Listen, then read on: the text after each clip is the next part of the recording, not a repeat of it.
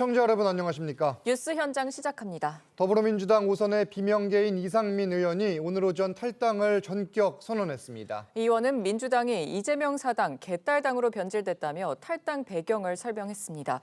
취재기자 연결해서 자세히 알아보죠. 차정선 기자, 의원 소식 바로 전해주시죠. 네, 오늘 정호점 민주당 오선 중진 이상민 의원은 언론에 보낸 입장문에서 오늘자로 민주당과 결별하고자 한다며 탈당을 선언했습니다. 이 의원은 이재명 사당 개딸당으로 변질돼 딱 잡아떼고 버티며 우기는 이 반상식적이고 파렴치한 형태가 상습적으로 만연됐다며 현재 민주당 상황을 지적했는데요. 내로남불과 위선, 혐오와 차별 배제 등 온갖 흠이 쌓이고 쌓여서 도저히 고쳐쓰기가 불가능해졌다며 이 탈당 배경을 설명했습니다. 또 이재명 사당으로 전락한 민주당에 대한 저의 희망과 꿈을 접지 않을 수 없었다며 깊은 아쉬움이 있지만 한편으론 홀가분하다고도 전했습니다.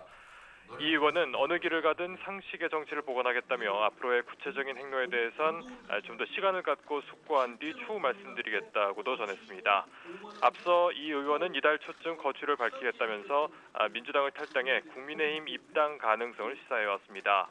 민주당 비명계 의원의 첫 탈당이어서 내년 총선 이 불공정한 공천 가능성을 제기해온 다른 비명계 의원들의 연쇄 탈당으로 이어질 수 있다는 관측도 나오고 있습니다. 지금까지 정치부에서 전해드렸습니다. 들으신 것처럼 더불어민주당 내 대표적 비명계인 이상민 의원이 오전에 탈당을 선언했습니다. 내년 총선을 앞두고 민주당 내에서 나온 현직 의원의 첫 탈당인데 패널 4분 모시고 정치권 쟁점들 자세히 짚겠습니다. 김근식 국민의힘 송파병 당협위원장, 이현종 문화일보 논설위원, 서용주 민주당 상근부대변인, 박성민 전 민주당 최고위원 함께합니다. 안녕하세요. 안녕하세요. 안녕하세요. 자, 이상민 의원의 탈당 사실 뭐 어느 정도 예측은 됐지만 오늘 오전에 결정을 하고 언론에 알린 거예요. 그렇습니다. 지난번에 이제 일단 당내 비명계였던 원칙과 상식이 출범했을 때도 이상민 의원은 그때 이제 빠졌지 않습니까? 그렇죠. 그렇기 때문에 이제 당내에서 더 이상 이재명 체제의 변화 또 민주당의 혁신을 모색하는 건 아마 어렵다라고 이상민 의원은 진지하게 판단했던 것 같고요. 예. 원칙과 상식은 조금 더 해보겠다는 뜻이니까. 예. 그리고 이상민 의원은 애초부터 마음을 굳히는 것이어서 오늘 아마 입장문을 내서 탈당을 선언한 것은 예고되었던 것이기 때문에 물론 이제 그렇지만 상당히 이제 후폭풍은 클 것으로 보입니다. 그렇죠. 민주당 내 5선 의원이고 그리고 비명계 첫 탈당 사례가 되기 때문에 예. 과연 이상민 의원의 이 탈당이 어느 정도까지 후폭풍을 몰고 올지는 지켜봐야 될 것 같고요. 최근에 제가 좀 주목하는 것은 이 이낙연 전 대표가 이제 활동을 좀 시작하고 그렇죠. 예. 발언의 수위를 굉장히 세게 하고 있고 심지어는 김부겸 전 총리까지도 물론 이제 연동형 비례대표제 논란에 대한 이야기이긴 합니다만 예. 이재명 대표에 대해서 비판적 입장을 내고 있는 그런 지금 즈음에 이 오선의 이상민 비명계 의원이 탈당했기 때문에 아마 이게 어떤 식의 이 찻잔 속의 태포로 끝날지 아니면 정말 호숫가에 도란을 던져서 이게 파장이 어느 정도 갈지 지켜볼 대목이라고 생각합니다. 그렇겠네요. 네, 이상민 의원 또 한 말들을 좀 보면요, 굉장히 좀 발언 수위가 세거든요. 이재명 사당, 개딸당으로 변질됐다. 일단 이 말은 어떻게 보셨어요? 보통 배설 수준이에요. 근데 제가 봐서는 그렇습니다. 정치인이 본인의 소신과 가치를 바꾸는 것은 본인의 자유죠. 역사적 평가는 본인이 받는 것이고요. 예. 또 이상민 의원은 5선 의원 아닙니까? 중진급 의원이시고 그래서 본인의 길을 가겠다는 거에 대해서는 뭐 제가 말릴 이유는 없습니다. 예. 네, 네.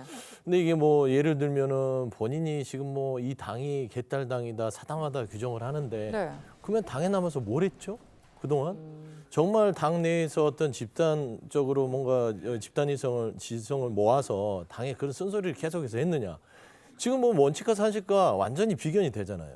원칙과 상식도 따지고 보면은 그런 유해 비명계 의원으로서 욕먹고 힘들게 함에도 불구하고 탈당하지 않고 4명이지만 소수가 모여서 계속 당에 쓴소리를 하고 있습니다. 예. 네. 이게 싸우는 방식이에요. 이렇게 싸우는 게 정상이고요. 그러니까 이상민 의원은 솔직해져야 된다. 이거죠.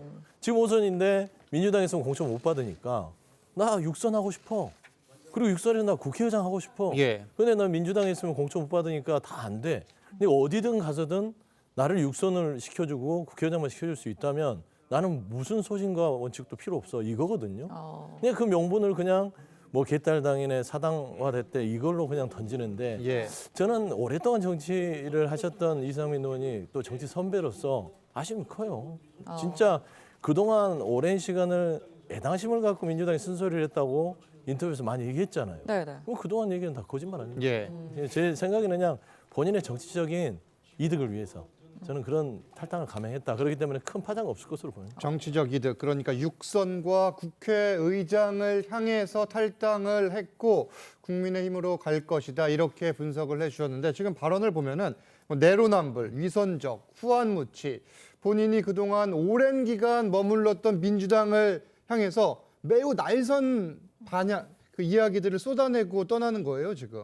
일단 뭐 이상민 의원에 대한 탈당을 평가절하하겠지만 예. 그러나 이상민 의원이 스트레이트로 5선을 하는 분입니다. 그렇죠. 네. 그만큼 5선을 했다는 것은 민심의 흐름을 잘 알고 있다는 뜻일 수도 있겠죠. 그리고 또 이게 탈당이라는 게 참 쉽지 않은 행동입니다.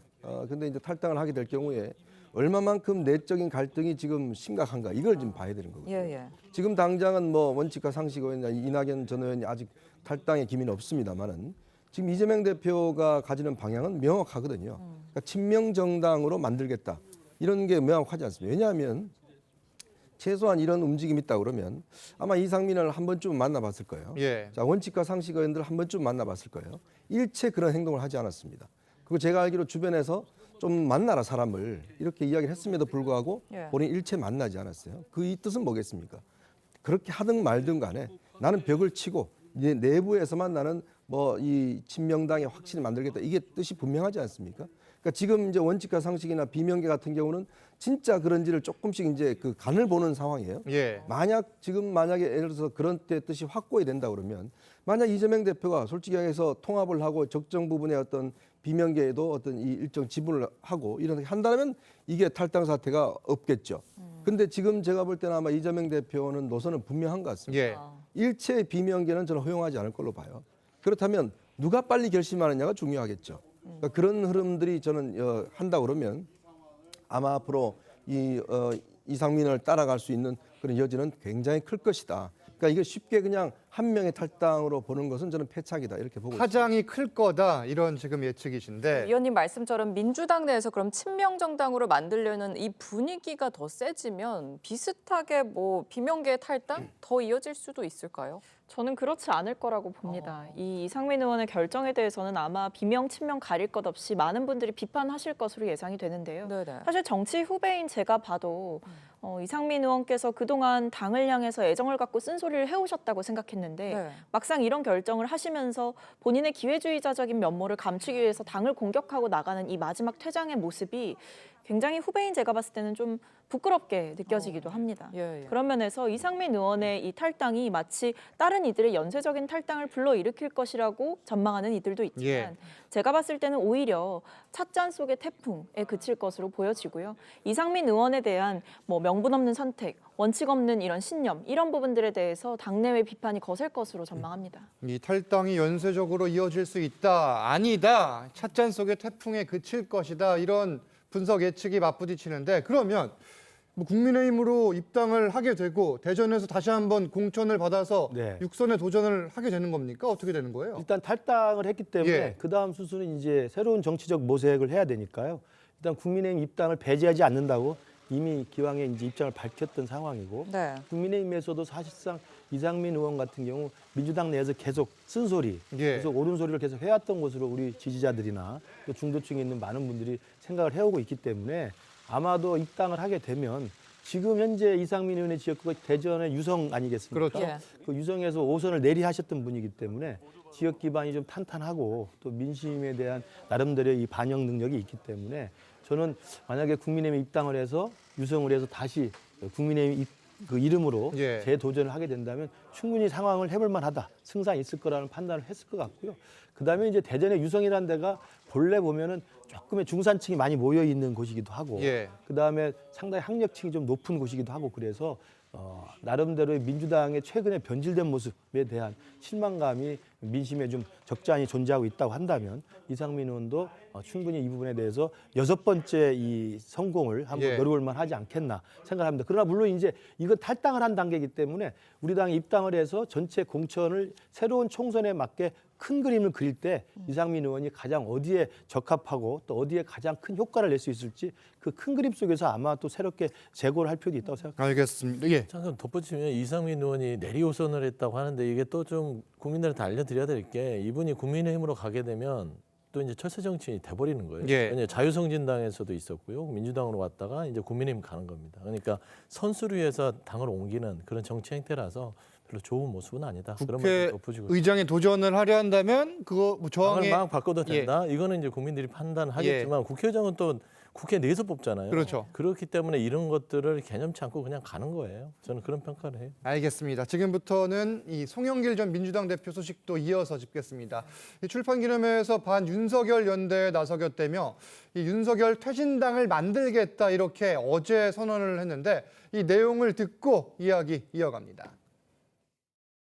47석의 비례대표는 윤석열 퇴진당 가칭, 윤석열 퇴진당 그러면 선관위에서 등록을 안 해주겠죠. 그러니까 무슨 검찰 개혁당이라든지 그 관련된 당명으로 전화 현장에 싸우고 있는 뭐 변희재 대표나 안진걸 소장이나 전현희 의원 같은 분 여러 사람들이 모여가지고 확실하게 한번 윤석열 퇴진에 선봉이 되겠다라고 나서 보는 거죠. 이런 강력한 파이터들이 모여가지고 싸워주면 훨씬 더 활력이 생기고 윤석열을 조기에 끌어낼 수 있지 않을까 이렇게 생각합니다. 자, 윤석열 퇴진당을 만들겠다 그러면서 이 원내 교섭단체 구성 요건인 20석 이상의 이 퇴진당이 만들어지면 탄핵 소추를 비롯해 민주당을 견인할 수 있을 것이다 이렇게 주장을 했는데 어떻게 들으셨어요? 참 정당 만들기 참 쉽죠. 예. 뭐 이렇게 뭐 이름만 붙이면 다 정당이 되는 것처럼 그렇게 생각합니다만은 우리 국민들은 그러니까 정당이라는 것이 어떤 지향점과 또 정책 정강이 있어야 되고요. 또 이제 우리 법적으로는 보면 전국에 5개 어떤 이 시도 지부가 있어야 되고 5천 명의 일단 발기인이 있어야 되고 물론 뭐 그런 것들은 할 수는 있겠죠. 예, 예. 근데 과연 이 정당의 실체가 그냥 단순히 송영길 전 대표 본인의 지금 사법적인 리스크를 방패막이로 삼기 위한 정당 아니겠습니까? 예. 거기에 근데 누가 동조를 할까요? 그러니까 본인을 위해서 만드는 정당이잖아요. 그것이 무슨 뭐 앞으로 어떤 지역적 기반과 어떤 정책 명분을 가지고 출발한다? 일단 지금 당장 8일 날 소환 조사 예정돼 있지 않습니까? 그렇죠. 저는 오히려 정말 이 송영길 의원이 전 대표가 하냐면 본인이 검찰에 출석해서 제대로 수사를 받고 지금 벌써 관련된 분들이 많이 구속된 분들이 있지 않습니까? 그러니까 그것에 대한 본인의 책임은 없는 건가요? 그러니까 단순히 지금까지 한 행동이 보면 계속 본인의 어떤 방패막이를 하기 위해서 이제 정당까지 만들겠다고 이야기를 하니까 우리 국민들이 이러면 정당에 대해서 어떤 시각을 가질까요? 정말 그동안 많은 혜택을 누렸습니다. 5선을 했고요. 인천시장도 했고 당대표까지 했습니다. 예. 그런 정치 원로라 그러면 정말 이런 정당을 그냥 단순히 자기의 어떤 사법적 리스크를 방지하기 위해서 만드는 게 정당인지 한번 생각해 봐야 될 겁니다. 네, 그럼. 제가 볼 때는 이제 예. 그 송영길 전 대표가 사실은 지난번에 한동훈 장관에 대한 막말부터 시작해서 북콘서트를 하면서 이렇게 돌면서 지지자들 앞에서 잠깐 좀 흥분된 상태를 많이 보이잖아요. 평정심을 좀 잃어가고 있다는 생각이 좀 개인적으로 듭니다. 예. 그러다 보니까 일종의 아무 말 대잔치 비슷하게 돼버린 건데 지금 필요한 것은 본인이 지금 소환 날짜가 예정된 상태에서 어떻게 가서 그러면 소환에 임해서 자신이 뭐 방어권을 어떻게 행사할 것인지 그리고 자신의 돈봉투 사건과 관련돼서 지금 핵심 측근들이 다 구속돼 재판받아서 유죄 판결이 지금 눈에 앞에 확정되고 있지 않습니까? 그럴 때 어떻게 자기의 재판을 할 것인지가 우선 관심사여야 된다고 생각합니다. 예. 그리고 제가 볼 때 당장 소환됐으면 구속영장을 칠 수도 있어요. 그러면 영장을 치면 어떻게 할 것인지 본인의 신병에 대한 이야기가 지금 가장 중체된 상황인데 예. 그 부분을 오히려 지금 막 검찰 공격, 한동훈 공격, 윤석열 공격으로 물타기 하면서 상당히 무슨 장난감처럼 그냥 아무 말 대잔치로 하고 있다는 생각이 들고요. 우선 자기 본인의 신병 문제와 이 구속영장 문제에 대해서 어떻게 할 건지 먼저 생각을 하시길 바라고 더 중요한 것은 아까 나왔던 뭐 당을 만들었는데 여기 20석 해서 뭐 탄핵을 하면 예. 된다 이야기하면서 뭐 안진걸, 변희재, 전현희, 이준석까지 이야기하고 그러는데 그분들은 무슨 죄입니까? 송영길 지금 전 대표가 돈봉투 살포라고 하는 가장 최악의 금품 선거 사건으로 연루돼가지고 조사를 받는 분인데 그분들하고 같이 엮이는 걸 좋아하겠습니까? 예. 저는 그분들 이름 받는 사람들도 굉장히 기분 나쁠 것 같습니다. 이 부분 잠깐 그럼 짚고 넘어갈게요. 오는 8일 이 돈봉투 살포 의혹으로 소환 조사가 예정돼 있는데 네. 어제 이 조사와 관련된 내용도 본인이 이야기를 했습니다.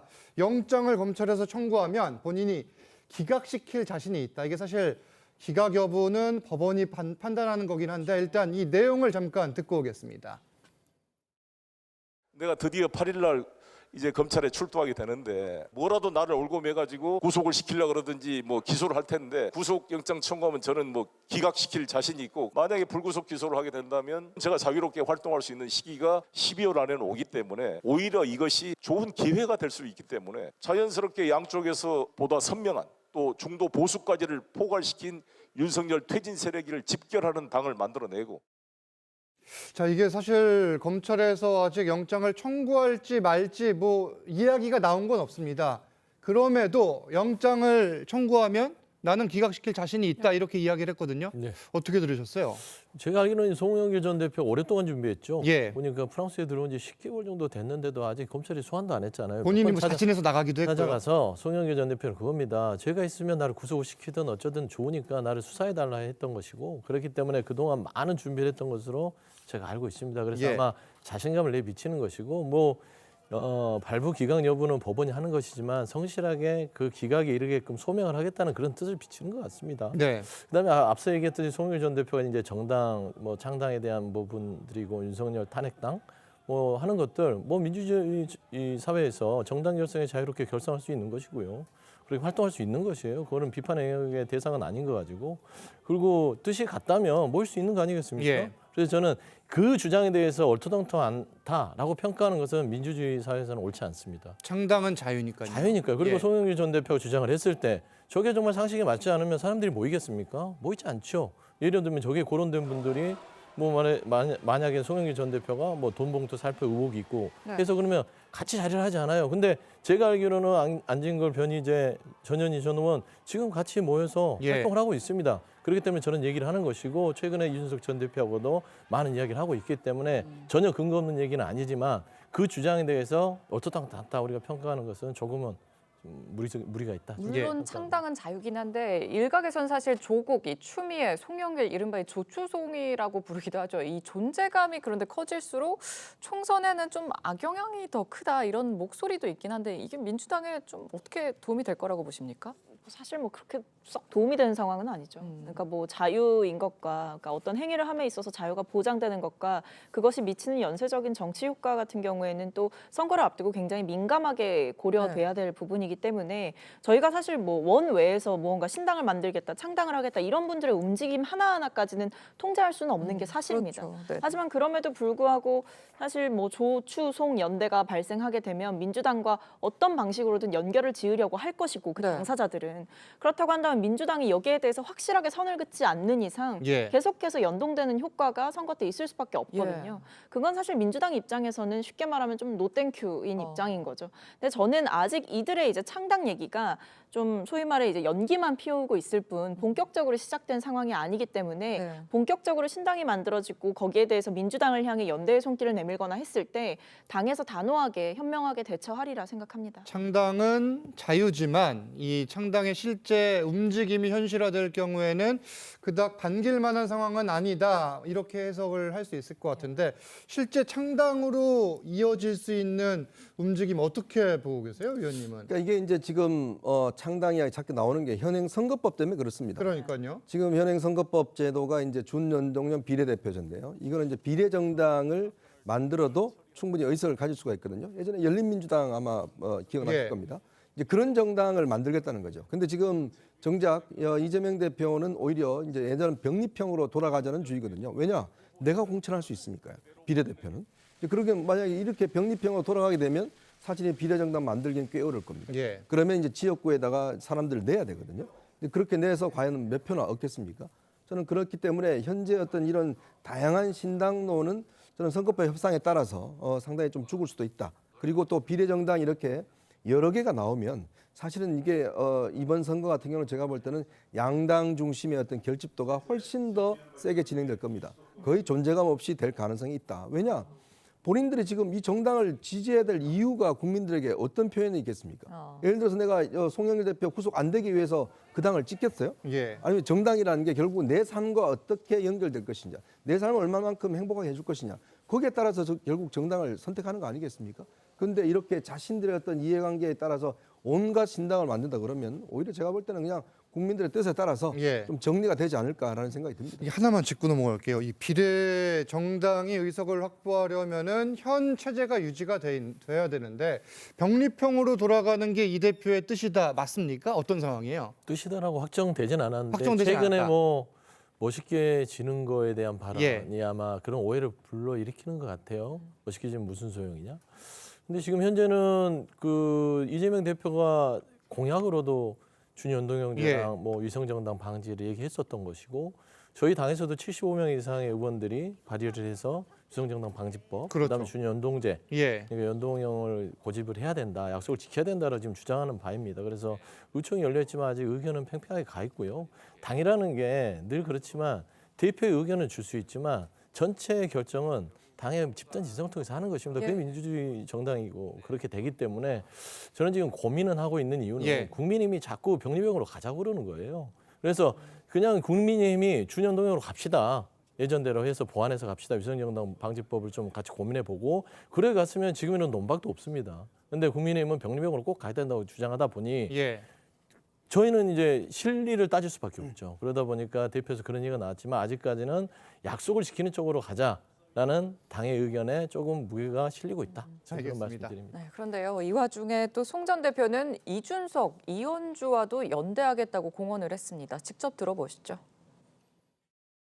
제가 엊그저께 이준석 대표를 만났어요. 신당 만들 수밖에 없답니다. 제가 이현주 대표도 만나봤어요. 다 이렇게 만나봤더니 더 이상 윤석열과 함께 할 수 없습니다. 그러면 같이 반윤 연대를 만들게 되면 저는 돌파할 수가 있고 그 연대의 시점이 언제냐? 가장 쟁점이 바로 김건희 특검 통과라고 보거든요. 자, 그러니까 송영길 전 대표는 여야 상관없이 연대를 해서 윤석열 정권 퇴진의 선봉이 되겠다 이건데 이준석 전 대표, 이현주 전 의원 과연 동참을 할까요? 그러니까 저 부분을 제가 예. 보면서 아까 아무 말 대잔치라고 말씀드린 거예요. 예. 그러니까 이준석, 이현주 두 분은 지금 전국을 돌아다니면서 뭐 신당 지금 그 분위기를 좀 띄우고 있잖아요. 예. 근데 아마 만나기는 만났겠죠. 근데 만났다는 걸 저렇게 공개적으로 밝히는 것도 제가 생각할 때는 이준석 대표 측이나 이현주 의원 측이 기분 나쁠 겁니다. 예. 물밑에서 조용히 뭐 만나서 의견을 교환했겠죠. 그러나 저 이야기하면서 지금 송영길 전 대표가 하는 이야기가 반윤 연대를 하면 가능하다는 이야기 아니겠습니까? 네. 지금 이준석 전 대표가 신당의 이 분위기를 띄우는 것은 우리 국민의힘의 기본적인 근본적 변화를 요구하고 예. 변화가 먹히지 않을 때 신당을 가겠다라는 이야기를 하고 있는 것이고 대통령의 태도 변화와 세 가지의 요구 조건을 하면서 그걸 연말까지 지켜보겠다고 이야기한 거 아니겠습니까? 다시 말하면 민주당 내 비명계가 이야기하는 원칙과 상식 정도의 행동을 하고 있는 거예요. 예. 근데 갑자기 민주당의 전 대표였고 지금 돈봉투 살포 사건으로 가장 정점에서 지금 혐의를 받고 있는 송영길 전 대표가 같이 반윤연대 합시다라고 하면 저런 대목이 바로 예. 자기의 그냥 뇌피셜로 이렇게 그리면 그림이 그려지고 신당에 난들지 않겠느냐라고 생각을 자유롭게 하시는 거고 누차 제가 이준석 대표 신당 그 분위기에 대해서도 제가 날카롭게 날석이 비판했던 게 뭐냐면 당은 발로 만드는 것이지 입으로 만드는 게 아니라는 말씀을 제가 드렸습니다. 저는 송영길 전 대표도 이제 입으로만 예. 머릿속으로만 지금 창당을 생각하고 있는 것이고 그러다 보니 온갖 정당들이 난무하면서 신당 이야기를 하겠죠. 그러다가 이게 뭐 어떻게 몇 개나 생길지 모르겠습니다만 결과적으로 가면 이현정 의원이 말씀드린 것처럼 오히려 이번에는 연동형으로 그냥 하든 병립표로 돌아가든 지금 이야기하는 저 말도 안 되는 우후죽순격의 이 신당 논의들은 아마 이번 총선에서는 제대로 좀 정리가 되지 않을까 그런 예. 생각도 해봅니다. 신당의 뭐 앞으로 움직임은 결국 이 또한 차차 속 태풍에 그칠 것이다 이런 말씀인데 뭐 이준석 전 대표는 아직까지는 이 송영길 전 대표의 제안에 대해 SNS 등을 통해 입장은 내지 않은 상황입니다. 다음 주제로 가보겠습니다. 내일 장차관 10명 정도가 교체되는 개각이 있을 걸로 보입니다. 이 개각 규모와 대상, 뭐 사실 유명 인사들도 계속 거론되고 있는데 어떤 전망들이 나오고 있는 거예요? 일단 이제 상당 부분에 좀 저는 개각이 있을 것이다라는 예. 생각이 들어요. 왜냐하면 아마 이제 지금 부산 엑스포 유치 실패 이후에 그것에 대한 여러 가지 좀 책임감도 있을 것이고 그리고 지금 각 부처가 사실상 이제 그 움직임이 잘 움직이지 않고 있다 이런 어떤 문제 의식이 있는 것 같습니다. 그게 또 총선 차출을 위한 또 필요성도 있는 것 같고 이제 그런 측면에서 아마 이제 좀 상당 폭의 개각이 이제 필요할 것이다라는 생각이 드는데요. 근데 문제는 이제 아마 그 개각의 어떤 장관들을 이렇게 지금 검증하는 상황에서 예. 이것 자체가 이제 꽤 어려움이 좀 있는 것 같습니다. 예. 왜냐하면 아무래도 이게 나중에 인사청문회 때 또 한 번의 이제 논란이 생기면 그렇죠. 사실 개각 효과가 많이 줄어들거든요.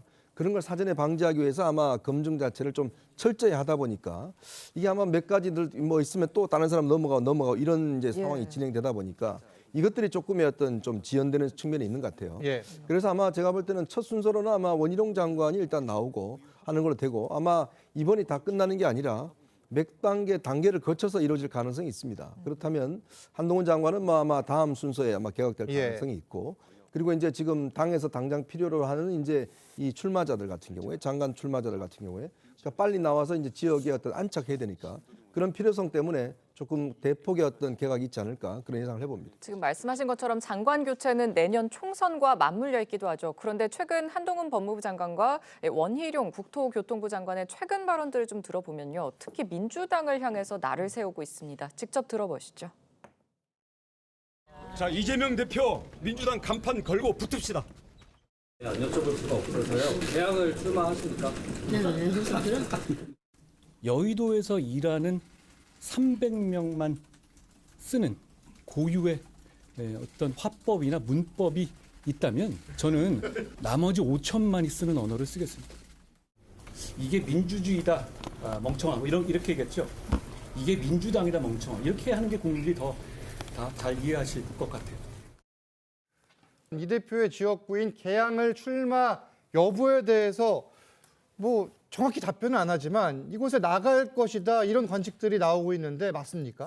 제가 듣기로도 상당 부분 심각하게 고민을 하고 있는 것으로 예. 알고 있습니다. 네. 그리고 실제로 이뇨한 혁신위원장과 원희룡 장관이 만나서 식사를 하면서 깊은 서로 공감대를 이루었고요. 그러니까 이뇨한 혁신위원장도 이 원희룡 장관처럼 험지를 불사하는 그런 당을 위한 사신성인과 선당우사의 정신을 필요로 하고 있기 때문에 또 거기에 원희룡 장관 일정 정도 하답하는 모양새였기 때문에 예. 저는 원희룡 장관 개인의 입장에서도 이재명 대표가 지금 그 양지에서 버티고 있는 개항을 노리고 가는 건 제가 볼 때 굉장히 신의 한 수라고 생각을 합니다. 제 예. 개인적으로 생각하면. 네네. 왜냐하면 지금 김기현 대표가 희생 결단을 요구하고 있는데 지금 계속 뜨뜻미지근한 상태로 그렇죠. 지금 당내에서 영남 중진이나 지도부나 친윤계 의원들이 조금 민심에 거스르는 역할을 하고 있잖아요. 이런 판인데 그래도 원희룡 장관이 지금 윤석열 정부 초기 내각에서 가장 두각을 나타낸 국무위원 중에 한 분이고 당에 오랫동안 정치를 해왔던 원로로서 가장 먼저 험지인 이재명 대표의 지역구로 가서 싸워보겠다라고 한다면 그 자체로서 일단 선봉의 깃발을 들 수가 있습니다. 예. 저 정도의 희생의 깃발은요. 1호 깃발 든 사람이 가장 많이 기억 속에 남고요. 두 번째는 효과 측면에서도 보면 그 지역이 쉬운 지역은 아닙니다. 그렇죠. 그러나 원희룡 장관이 가서 정말 필사적으로 온 힘을 다해서 싸워서 정말 이재명 대표를 내년 총선에 전국을 예. 돌아다니지 못하고 개항을에 발을 묶게만 만들고 또 실제로 근접한 차이로 이기거나 아니면 정말 석패를 하게 된다 하더라도 원희룡 장관은 저는 손해볼 게 없다. 원희룡 장관이 지금 한번 뺏자면 더다는 게 큰 의미가 없거든요. 그다음은 당대표나 예. 대선 후보를 준비해야 되기 때문에 그런 차원에서 본다면 국민적 지지와 당의 어떤 지지를 이끌어내는 측면에서 보면 손해볼 게 없다는 것이고 만에 하나 이재명 대표는 거기가 예. 이 원희룡 장관이 험지를 불사하면서 갈 경우에 이재명 대표 거기 지키면 오히려 옹색해 보이는 겁니다. 상대적으로 비교가 되잖아요. 예. 따뜻한 양지에서 그냥 안 옮기고 그냥 나는 내 스스로 배치 달 거야 라고 하는 모양새에서 네네. 내가 가서 질 게 굉장히 공산이 높은데 내가 가서 당을 위해서 헌신하겠다 예. 라고 하는 원희룡 장관이 대조가 되기 때문에 저는 이재명 대표도 굉장히 저는 당혹스러운 저런 결과가 될 것 같아요. 당혹스러울 예. 것이다. 이 대표를 잡겠다는 건데 이 대표는 어떤 반응 보이고 있습니까? 원희룡 장관의 이 예. 인천 개항을 발언은요. 예. 전형적으로 몸값을 키우기 위한 허세예요. 허세다. 허세다. 그럼요. 예. 그러게 올 수가 없습니다. 본인 정치 오래 했고요. 당시 정치 상황을 보세요. 이준석 전 대표가 대구로 가서 흔들어 놓으니까 한동훈 장관 갔죠. 네. 그러면서 언론들이 이준석과 한동훈 미래 권력 두 명만 주목을 하기 시작했습니다. 그때 원희룡 장관이 갑자기 튀어나왔어요. 예. 제가 인천 경에 가서 이재명 대표 나오세요 이렇게 하잖아요. 그러니까 세 명이 딱 붙기 시작해요. 지금도 거론되지 않습니까? 예. 이걸 보고 있던 하태경 의원이 어디로 갑니까? 종로 갔죠. 이야기를 했죠. 이 모든 것들이 정치인들이요 본인의 몸값을 올리기 위해서 지금 몸값 올리기 허세를 떨고 있다. 실질적으로 실제 총선에 가면요 예. 그렇게 못합니다. 이재명 대표 본인들 보기에 만만해 보이죠. 그렇지 않죠. 왜 이렇게 허세를 이재명 대표를 향하냐면 이재명 대표는 이 진보 진영의 대권 주자입니다. 본인들의 대권 주자를 올려놓고 싶은 거예요. 붙으면 쉽지 않습니다. 예. 그러니까 험지는 맞지만 본인들은 아예 쉽지 않은 길을 가서 죽을 일을 하겠습니까? 제 생각에는 원희룡 의원은 이렇게 원희룡 장관은 이렇게 예. 몸값을 키워놓고 언론에 많은 인지도를 쌓은 다음에 고향으로 갈 공산이 크다. 결국 다른 데로 갈 것이다. 저는 그렇게 봐요. 그리고 하태경 예. 의원도 보세요. 종로 가셨는데 왜 예. 같은 당 의원이 있는 데로 가셔서 홈지라고 주장하시는지 모르겠어요. 알겠습니다. 그런데 한동훈 장관도 좀 짚어보죠. 한 장관은 최근 지역 방문 행보를 좀 이어가고 있는데 군 가혹 행위로 순직한 이 병사 유족에게 법 개정을 약속하는 손편지가 또 화제가 됐습니다. 사실 이게 유족이 좀 도움을 청하는 편지에 대한 답변을 좀 원하는 게 있어서 보낸 거긴 한데 이거는 어떻게 보셨어요? 총선을 그러니까 이게 시켰다고 그러죠? 국가배상을 이중으로 지금 할 수 없도록 돼 예. 있거든요. 그러니까 25년 전에 이제 군 가학행위로 인해서 사망한 분인데 그것에 대한 이제 국가배상의 어떤 법을 바꿔서 할 수 있도록 하는 것들. 근데 이제 이거는 뭐 이런 사안에 대해서 그냥 뭐 이거 대변인이나 이렇게 하면 되는데 예. 한동훈 장관이 직접 편지를 써서 보냈단 손편지죠. 말이에요. 예. 그리고 이것에 대해서 반드시 하겠다는 걸 보냈기 때문에 그만큼 이제 한동훈 장관이 이런 민원에 대해서 얼마 전에 국가 회의에서도 일일이 그 부분에 대해서 본인이 답변하는 모습을 보였지 않습니까? 네네. 그러니까 그런 거 보면 한동훈 장관이 그냥 어떤 제스처로 하는 건 아닌 것 같습니다. 본래 한 장관이 이제 여러 가지 이런 사안에 대해서 본인이 성심성의껏 대답한다는 뭐 그런 차원에서 직접 저렇게 육필로 서서 이제 보낸 것 같아요. 한 장관은 아마 이제 본인이 지금 이 포커스 맞추고 있는 게 이제 이민 문제라든지 우리 인구 이민 문제, 그렇죠. 그다음에 이제 마약 문제라든지, 예.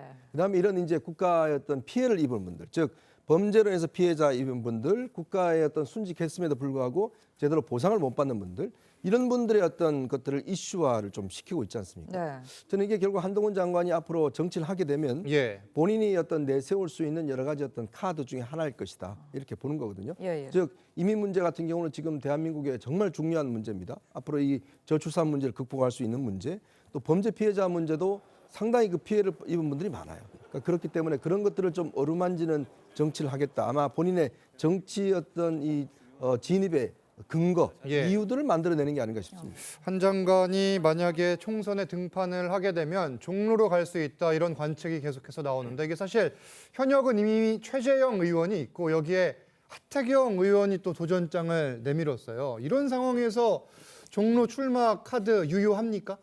종로는 이제 워낙 그 정치의 이제 중심 1번지이고 예. 상징성이 크기 때문에 그동안 여당이든 야당이든 종로는 사실상 거물 또 특히 대선 주자급이 이제 주로 출마를 했던 곳이기도 합니다. 그렇죠. 그러다 보니까 이제 한동훈 장관이 만약에 장관직을 사퇴하고 총선에 출마하게 됐을 때 상징성 있는 종로로 가는 것이 낫지 않겠느냐. 왜냐하면 거기가 험지로서 사실 쉬운 데는 아닙니다. 예. 지난번 보궐선거에 최재형 지금 현 의원이 됐습니다만 그건 대통령 선거랑 같이 치러지는 그렇죠. 보궐선거였기 때문에 온전하게 실력 대 실력으로 평가받기는 좀 어려웠던 측면이 있습니다. 그래서 아마도 한동훈 장관의 종로 출마설에 나오면서 뭐 하태경 의원도 거기를 지금 이미 선언을 했고 예. 현역 최재형 의원 있고 그러시기 때문에 이 부분이 복잡한 것으로 돼 있습니다만 저는 개인적으로 지금 우리 당의 내년 총선을 준비하면서 개개인이 지금 어디 가서 누가 출마한다라고 이야기를 하면서 이게 기사화되는 것보다는 전체 큰 그림이 먼저 마무리가 되고 수습이 되고 정리가 된 다음에 예. 그 큰 그림의 방향성 속에서 가장 시너지 효과가 높게 나타날 수 있고 가장 그 사람의 상징적인 정치적 자산과 힘이 잘 반영될 수 있는 큰 구도 속에서 배치가 된다고 생각을 해요. 그렇기 때문에 지금 저는 우리 당에서 제일 필요한 것은 한동훈 장관이 종로 갈지 원희룡 장관이 개항을 갈지 이게 문제가 아니라 지금 이뇨한 혁신위가 주장하고 있는 중진과 지도부와 친윤들의 희생에 대해서 예. 당이 어떻게 화답할지 이 부분이 어떻게 수습이 될지 네. 아니면 정말 이 부분이 기싸움으로 계속 가서 당이 어떻게 또 마무리가 될지 이게 정리가 돼서 내년 총선이 수도권 민심에 부응하는 총선 전략이 가능한 정당으로 거듭날 수 있는 것인지 아니면 여전히 영남 기득권 카르텔이 묶여있는 영남 정당 이미지로 남아있을 것인지가 먼저 정리가 된 다음에 저는 당연히 저는 수도권 중심 정당으로 거듭나야 된다고 생각을 하는데 예. 그렇게 된 다음에는 뭐 한동훈 장관이나 원희룡 장관이나 뭐 박민식 장관이나 다 필요한 곳에 가장 큰 효과를 낼 수 있는 곳을 배치할 수 있다고 생각합니다. 네, 이런 가운데 민주당에서는 임종석 전 실장과 노무현 전 대통령 사위죠. 곽상원 변호사의 종로 출마 얘기가 나옵니다. 이 종로 대결 구도 어떻게 예상하십니까?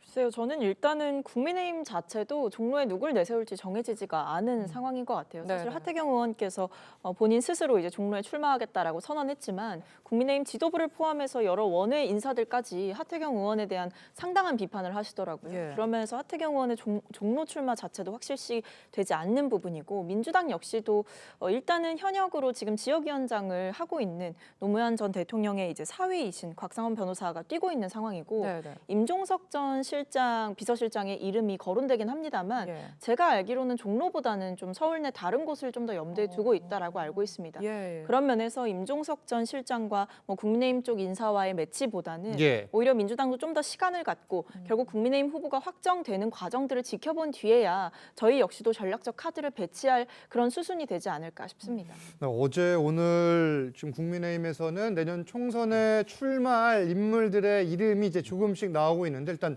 수원 지역으로 가보면은 이 범죄 심리학자인 이수정 교수가 출마할 수 있다 이런 내용이 나왔는데 네. 사실 수원이 민주당 강세 지역이잖아요. 그렇죠. 강세 지역이. 어떻게 보세요? 뭐 어떤 카드든 쓸 수 있을 것 같고 예. 이수정 교수 같은 경우는 뭐 국민의힘에서 활동도 했었고요. 예. 대선 캠퍼스도 있었고 그렇죠. 뭐 예측 가능한 충분히 그런 예측 카드죠. 가능한 카드다. 그렇죠. 새로운 예. 뭐 깜짝 카드는 아닌 것 같아서 놀랍지는 않고요. 뭐 여러 가지 이제 각 당이 총선을 앞두고 인재영입 부분에 있어서 이제 박차를 가한다는 예. 차원에서는 그래도 좀 관련성이 있는 분들을 내세우지 않겠습니까? 그런 측면에서는 좀 대중 인지도도 있고 하는 이수정 교수에 대해서 거론이 되는 것 같습니다. 근데 저는 좀 봐서는 전체적으로 이번 인재영입 자체가요. 예. 그냥 이 극단으로 진영 간에 대립하는 사람들 데려와서 인재영입 안 했으면 좋겠어요. 그러니까 조금 중도 중심의 어떤 국민들이 봤을 때 납득이 됐던 분들이 있지 않습니까? 지금도 진영 간의 극단 정치로 이렇게 혼란한데 인재영입까지 보수를 잘 공격하는 사람 예. 데려와서 인재영입하고 진보는 또 진보로 공격하는 사람도 데려와서 하게 되면 또 정치가 실종되잖아요. 저는 그런 양극화는 의미에서 없어야겠다. 그렇죠. 양극단에 치우치는 인재영입보다는 중간에 있는 좀 합리적인 인재영입들이 좀 국민들의 눈높이에 맞지 않을까라는 좀 개인적인 생각을 가지고 있습니다. 네, 또 장미란 문체부 2차 2차관도 총선 출마 얘기가 나오는데 지금 벌써 후임 얘기도 벌써 나오는 것 같아요.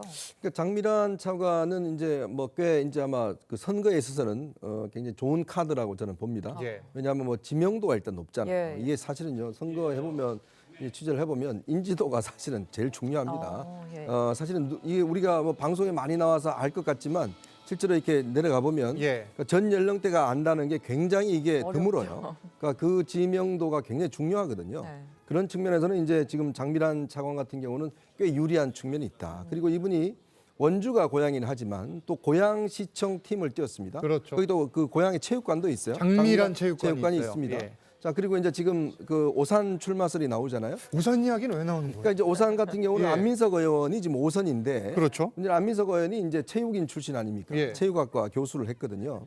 그리고 또 이제 지금 장미란 차관도 용인대 교수 출신이잖아요. 그러니까 그런 어떤 매치 포인트가 좀 있는 것 같아요. 그러니까 특히 이제 이 안민석 그 의원 같은 경우는 예전에 아마 국감에서 일부 체육인들을 둘러싸고 굉장히 뭐 심한 비난도 하기도 하고 이제 그런 어떤 측면이 있기 때문에 예. 뭔가 좀 대립각이 서는 것 같다라는 차원에서 이제 거론이 되고 있는데 근데 이제 차관된 지 이제 사실은 얼마 되진 않았습니다. 7월에 됐잖아요. 네, 그렇기 때문에 이제 그게 좀 부담으로 작용할 것 같습니다. 그렇지만 일단 지금 뭐 국민의힘 입장에서는 보면 뭐 총동원 체제로 간다 그러면 예. 아마 장미란 차관 개인의 어떤 결단에 따라서 저는 충분히 출마가 할 수도 있겠다라는 생각이 듭니다. 장 차관이 만약에 오산으로 출마를 해서 안민석 의원님과 맞붙는다면 어떻게 대결 구도 보고 계세요? 글쎄요, 근데 사실 뭐 설명은 해주시긴 했지만 예. 저는 장미란 차관이 왜 갑자기 이제 본인의 연고와 관계없는 오산 출마가 거론되는지 조금 의문스럽기는 합니다. 예. 네, 뭐 그럼에도 불구하고 이제 출마를 하시겠다고 한다면 본인이 가지고 있는 인지도를 자산 삼아서 장미란 전 차관 같은 경우에는 여러모로 뭐 역할을 해보겠다라고 할 수는 있는 거고 네. 민주당 입장에서는 일단은 지금 5선 중진의 의원이 지역에 있는 상황이기 때문에 이분을 뭐 소위 말해 컷오프를 시키거나 물갈이를 하거나 이런 것들이 좀 애매할 수는 있어요. 왜냐하면 특히 이렇게 중진인 경우에는 그 지역에서 상당한 조직력을 확보하고 있는 경우가 많아서 이런 분들을 다른 험지에 배치하거나 전략적으로 다른 인사를 꽂을 때는 구체적인 근거를 가지고 좀 설득을 해야 되는 예. 부분도 있습니다. 그래서 제가 봤을 때 아직 이 오산의 전략공천설이 돌고 있지는 않은 상황이긴 합니다만 네네. 저희도 이제 하위 의원들을 평가를 하기 때문에 그런 부분들에 따라서 현역 의원들의 배치 역시도 고민될 부분이긴 하다. 이렇게 말씀드리겠습니다. 민주당에서는 혹시 저희가 딱 들으면은 알만한 그런 분들에 대한 영입을 준비하고 있습니까? 어떤 상황이에요? 비밀입니다. 비밀입니까? 그건 나올 예정인가요? 어때요? 그럼요. 저희도 예. 이제 당연히 총선을 준비하는 입장에서는 특히나 우리 민주당은 역대 이제 인재 영입에 대해서 늘 이렇게 고민을 많이 해서 좀 예. 깜짝 카드들 많이 내놨잖아요. 예. 그래서 지금 고민하고 있고요. 지금 알려줄 상황은 아닌 것 같은데 충분히 지금 숙성이 돼 있다. 정도를 얘기하는데 아까 이제 장미란 차관도 나오고 안민석 예. 의원 나오는데 좀 생뚱맞긴 해요. 그러니까 이제 안민석 의원하고 지금 장미란 차관하고 연결짓는 거 연결고리도 하나도 없고요. 단지 하나 안민석 의원이 좀 오선이기도 하고 이번 정부에 대해서 좀 날선 비판을 하다 보니 거기를 타켓으로 해서 이렇게 예. 자객 공천식으로 장미란 차관을 보내는데 그런 거 별로 좋지 않을 것 같아요. 국민들 알겠습니다. 보기에도. 예. 뭐 실제 지금 아직 현직 차관 신분이고 후임이 정해져야 또 총선 출마가 가능한 만큼 이 상황도 좀 지켜봐야겠습니다. 다음 주제로 넘어갑니다. 문재인 전 대통령이 이 친문 검사로 알려진 이성윤 전 서울중앙지검장 책을 홍보하면서 SNS에 진정한 복수를 꿈꾼다 이렇게 이야기를 했습니다. 일단 한자를 보면 원수를 갚는다는 뜻의 복수가 아닌 오래 살며 복을 누린다는 뜻의 복수를 쓰기는 했는데 이를 두고 여러 해석이 나오고 있어요. 그러니까 원래 이제 이성윤 전 고검장 같은 경우는 이 책을 꽃은 무죄다라는 제목을 달고 썼는데 다들 뭐 정치적인 책인가 했는데 사실은 내용은요. 이 본인이 원래 이 야생화 이런 걸 좋아한다고 그럽니다. 그러니까 순수히 꽃에 관한 이야기예요. 여기 이제 나온 것도 복수초라는 거 그걸 이제 이야기를 한 건데 그거를 이제 선전하면서 이제 이 문재인 대통령이 복수 이야기를 하니까 예. 같은 이제 이 레토릭으로 이제 시키지 않습니까? 그러니까요. 이제 그런 의미에서 나오는 건데 물론 최근에 이제 울산시장 선거 사건 같은 경우에 이제 유죄가 다 내려졌죠. 자 거기서 이성윤 중앙지검장이 당시에 했던 역할이라는 게 결국 그 기소를 끝까지 막았지 않습니까? 3번이나 뭐 한 번은 일찍 퇴근해버리고 한 번은 문 잠그고 만나주지도 않고 뭐 하면서 결국은 이제 당시 윤석열 검찰총장의 직권으로 기소를 해버렸지 않습니까? 근데 다 유죄가 났지 않습니까? 그러니까 그런 어떤 상황인데, 그러니까 아마 문재인 전 대통령 입장에서 보면 그 기소가 부당하다 이렇게 느낄 것 같습니다. 예. 그 이성윤 중앙지검장이 잘 그때는 막았지만 뭐 역부족이었다 이렇게 볼 거예요. 그런 의미에서 이제 아마 본인은 복수라는 그런 이야기를 한 것 같은데 일단 법원에서 지금 일단 유죄가 3년 10개월 만에 난 이상 그 부분에 대한 본인들의 입장을 이야기를 해야 될 텐데 그거를 그냥 복수하겠다. 복수는 참 좋은 말이거든요. 복복자에다가 생명 숫자 해서 예. 많은 복을 받고 오래 산다는 이야기인데 예. 그걸 그렇게 그냥 상대방에 대한 복수로 해석하는 거는 저는 무리가 있지 않나 싶습니다. 네, 그런데 복수라는 이 말을 두고 국민의힘에서는 말장난할 게 아니라 사과해라 이렇게 비판을 했습니다. 들어보시죠. 장난을 할 것이 아니라 최소한의 양심이 있다면 법원의 선고에 대해 국민께 사죄하길 바랍니다. 자, 뭐 아직 1심 선고 결과이기 때문에 앞으로 재판을 좀 기다려 봐야겠지만 이 울산시장 선거 개입 사건 유죄 판결에 대해 반발을 드러낸 것이다. 이런 지적에 대해서 박 의원님은 어떻게 보세요? 그러니까 저는 이런 정치적인 해석이 따라 붙을까 봐 예. 문재인 대통령께서도 이제 SNS에 글을 쓸 때 그 한자를 굳이 이제 표기를 하지 않았나 싶기는 하거든요. 근데 여기에 대해서 이제 뭐 복수라는 단어를 정치적으로 치환해서 지금 소위 말해 이 울산시장 사건에 대해서 지금 민주당 일각에서 주장하는 것처럼 약간 윤석열 검찰 때 일종의 복수가 이루어지고 있는 것 아니냐라는 비판을 이제 문재인 전 대통령께서 이성윤 검사의 책을 통해서 뭔가 대신해서 했다. 예. 이렇게 지금 한쪽에서는 보고 있는 건데 네, 네. 근데 책 소개를 뭐 처음 한 것도 아니고 그리고 심지어 이현종 위원님께서 설명해 주셨던 것처럼 이 책이 뭐 이성윤 검사의 개인적인 회고록이라던가 아니면 뭐 윤석열 검찰을 비판하는 내용이 아니라 소위 말해 정말 야생화에 대한 내용이기 때문에 저는 이 책을 두고 이제 문재인 전 대통령께서 소개한 것만으로 계속해서 정치적 공격의 대상이 되고 빌미가 되는 것 자체가 예. 국민의힘 쪽에서 너무나 좀 과도하게 대응하고 있다. 이런 거야말로 우리가 소위 얘기하는 정치 공세의 전형이다. 저는 이렇게 보고 있습니다. 예.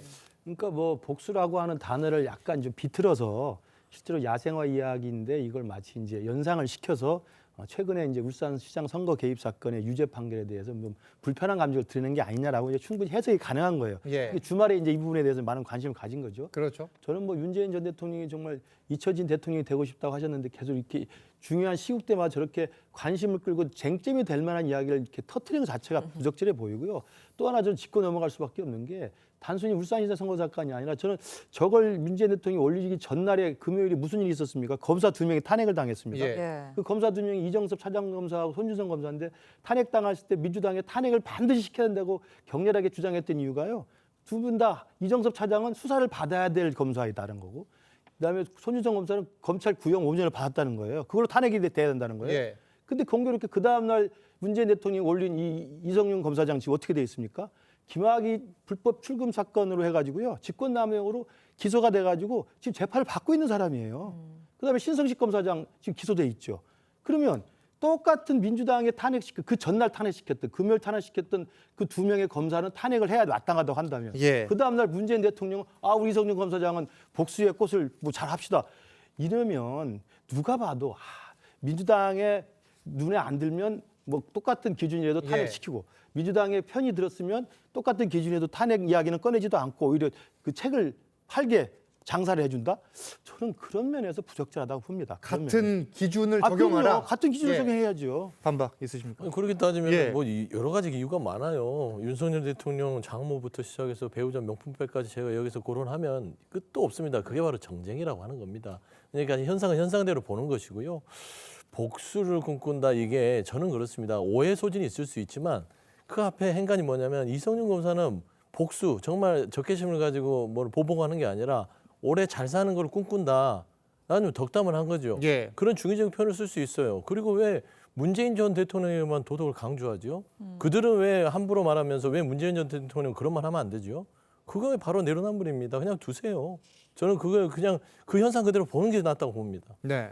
일단 이성윤 전 지검장은 울산시장 선거 개입 사건에 대한 기소 지시를 거부한 바 있었죠. 이 전 지검장은 조국 당시 민정수석과의 친분을 드러내기도 했었는데 먼저 내용 들어보시죠.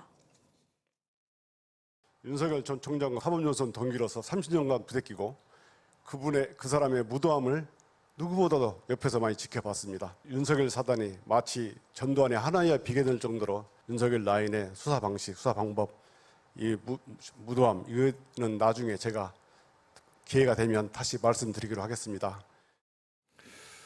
자, 일단 검찰은 조국 전 민정수석과 임종석 전 비서실장에 대해선 불기소 처분한 바가 있는데 이번 1심 선고 결과로 인해서 이 재수사 여부를 결정할 방침입니다. 이 두 사람, 조국 전 수석과 임종석 전 실장에 대한 앞으로 다시 수사할 가능성에 대해서는 어떻게 보세요? 이게 이제 지금 일단 당시의 상황을 보면 예. 일단 추미애 당시 그 법무부 장관이 수사팀을 해체해 버렸잖아요. 예. 그러면서 수사가 어떤 진행 자체가 제대로 되지 않았고 또 이번에 이제 판결문이 나왔습니다만은 여러 가지 정황들에 대한 이제 하명 수사에 대한 부분은 인정이 됐지 않습니까? 이제 그렇기 때문에 그렇다면 당시에 이제 이 아무 관계가 없는 이 비서관들이나 수석들 같은 경우는 처벌이 됐지만 예. 실제로 이거를 누가 그러면 지시를 했느냐 이 부분에 대한 것은 여전히 지금 의문점으로 남아 있는 거거든요. 그러니까 송철호 시장을 지금 당시에 이번에 실형을 받았던 사람들이 아는 사이가 아니거든요. 그렇다면 왜 그때 송철호 시장이 직접 청와대 가서 임종석 시장을 만났는지 예. 그리고 내 친구 정말 30년 지기 송철호 이번에 반드시 당선된다. 이 대통령의 지시가 왜 나왔는 건지 이런 부분에 대해서는 저는 분명히 살펴봐야 된다. 아마 고검이 이제 이번에 판결문을 분석을 해서 예. 충분히 어떤 수사의 어떤 계제가 된다 그러면 아마 재수할 가능성이 저는 굉장히 높다 이렇게 보고 있습니다. 지금 이 울산시장 선거 개입 이 판결문에는 문재인 전 대통령의 이름도 14번 등장을 하는데 그러면은 이 검찰 칼끝이 문 전 대통령을 향할 가능성 배제할 수 없는 겁니까? 어떻게 보세요? 저는 가능성이 전혀 없다. 전혀 없다. 라고 생각을 합니다. 예. 그러니까 왜냐하면 일단 지금 이 울산시장 선거 개입 문제와 관련해서 문재인 전 대통령이 수사선상에 오른 적이 있습니까? 또는 문재인 전 대통령이 직접적으로 개입하고 또는 공모해서 주도적으로 행동했다라고 볼 만한 구체적인 증거와 정황이 있습니까? 저는 그렇게 보여지지 않고요. 예. 오히려 이 사안은 어쨌든 1심 재판부의 판단은 저는 뭐 존중받아야 된다라고 생각을 합니다만 중요한 것은 항소가 진행이 될 것이고 앞으로 2심 그다음에 뭐 최종 판결까지 대법원까지 가봐야 구체적인 뭐 유죄 부분은 확정이 될 거라고 생각을 합니다. 실제로 이번 1심에서도 그동안 이 울산시장 이른바 하명 수사 의혹을 두고 청와대 인사들이 아주 조직적으로 송철호 당시 후보의 공약을 돕기 위해서 뭔가 청와대가 정책적으로 움직였다 또는 당내에서 경선 후보자를 청와대 인사들이 나서서 정리했다 예. 이런 의혹들이 있었지만 결국 이거는 무죄 판단을 받았거든요. 그런 면에서 지금 우리가 다루고 있는 이 논란들도 결국에 재판 과정을 거치면서 아닌 건 아닌 것으로 결국에 판명이 날 것이고 이 과정 예. 중에 문재인 전 대통령까지 거슬러 올라갈 일은 없을 거고 일각에서 지금 문재인 전 대통령이 뭔가 진실을 밝혀라라고 국민의힘 쪽에서 뭐 주장을 하거나 이런 거는 전형적인 이제 정쟁을 위한 공세에 불과하다 이렇게 보입니다. 그럴 가능성은 없다. 이제 다만 조국 전 수석과 임 전 실장에 대해 실제 검찰이 어느 정도나 수사를 진행할지는 좀 더 지켜봐야겠습니다. 지금까지 정치권 쟁점 짚어봤습니다. 감사합니다. 감사합니다. 네. 감사합니다.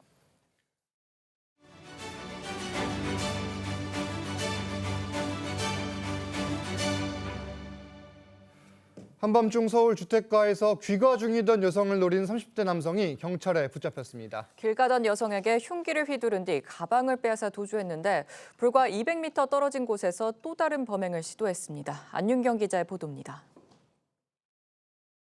골목을 오르는 여성 뒤로 한 남성이 바짝 뒤쫓아갑니다. 잠시 실랑이를 벌이더니 남성이 담벼락 뒤로 여성을 끌고 들어갑니다. 잠시 뒤 외투를 벗은 채 골목길로 도망치는 여성, 다리는 흉기에 찔렸습니다. 30대 남성 A씨가 귀가 중이던 여성에게 흉기를 휘두른 뒤 가방과 점퍼 등을 빼앗아 달아났습니다. 나는 그냥 저기서 싸우는 줄 알았지. 그랬더니 구급차가 오고 경찰들이 오고 막 난리야. A씨의 범행은 여기서 그치지 않았습니다. 도망친 피해자를 쫓아 범행 장소로 되돌아왔다가 피해자가 없는 것을 확인하고는 또 다른 대상을 물색했습니다. A씨는 횡단보도를 건너 이곳에서 2차 범행을 저질렀습니다. 첫 번째 범행 장소부터 직선거리로 불과 200m 떨어진 곳입니다. A씨는 2시간쯤 뒤 범행을 시도했는데 도망친 여성의 신고로 경찰에 붙잡혔습니다. A씨는 경찰에서 코인 투자에 실패해 채권 추심을 당하는 등 생활고에 시달렸다며 생활비를 마련하기 위해 범행을 계획한 것이라고 진술했습니다. 경찰 조사 결과 A씨는 범행 전 미리 흉기를 구입한 것으로 파악됐습니다. 경찰은 A씨에 대해 구속영장을 신청하고 추가 피해자가 있는지 등을 조사하고 있습니다. TV조선 안윤경입니다. 보신 것처럼 서울 주택가에서 귀가하던 여성을 노린 30대 남성이 불과 200m 떨어진 곳에서 또다시 범행을 시도하다 붙잡혔습니다.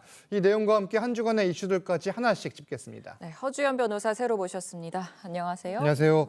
자, 일단 한밤중 주택가에서 이 흉기 위협을 한 건데 대상이 여성이었어요. 네, 그렇습니다. 그런데 범행 동기가요. 주식과 코인 투자에 실패를 하고 이 1억 천금을 노리다가 실패를 하니까 다른 사람의 돈을 뺏으려 이런 시도를 했다는 건데 한 번만 한 게 아니라 말씀하신 것처럼 불과 200m 떨어진 곳에서 또다시 범행을 시도하는 대담함을 보였습니다. 그렇죠. 사건 지난 금요일 밤 10시쯤 이 구로구의 한 주택가에서 일어났는데요. 평범하게 귀가하던 여성에게 흉기를 들이댔는데 이 CCTV 영상에 범행 장면이 고스란히 찍혔거든요. 이 비닐봉지를 들고 저렇게 바짝 붙어서 따라가다가 갑작스럽게 여성에게 저렇게 달려듭니다. 그리고 CCTV 사각지대인 주차장으로 끌고 갔는데 이 외투를 벗어던지고 여성이 도주를 한 거예요. 근데 이때 이미 흉기에 찔린 상태였다고 합니다. 그렇게 실패를 하고 나니까 저렇게 뺏은 외투를 들고 주변을 배회하면서 또 다른 범행 대상을 물색을 했고요. 또 다른 여성에게 저렇게 똑같이 범행을 시도하다가 미수에 그치고 그 여성의 신고로 경찰이 출동해서 붙잡혔는데 그때도 현장 주변을 배회하면서 또 다른 범행 대상을 물색하고 있었던 것으로 보입니다. 지금 저 CCTV 사각지대까지 들어가는 모습이 모습인데 당시 저 남성이 휘두른 이 흉기 이거에 또 피해자가 다쳤다고 해요. 네, 그렇습니다. 다행히 생명에는 지장이 없지만 이 허벅지를 찔린 상태라고 하고요. 네네. 그리고 이 저항하는 과정에서 손도 다쳤다고 합니다. 그나마 다행으로 큰 상처는 아닌 걸로 보여서 네. 생명에는 지장이 없는 상태입니다.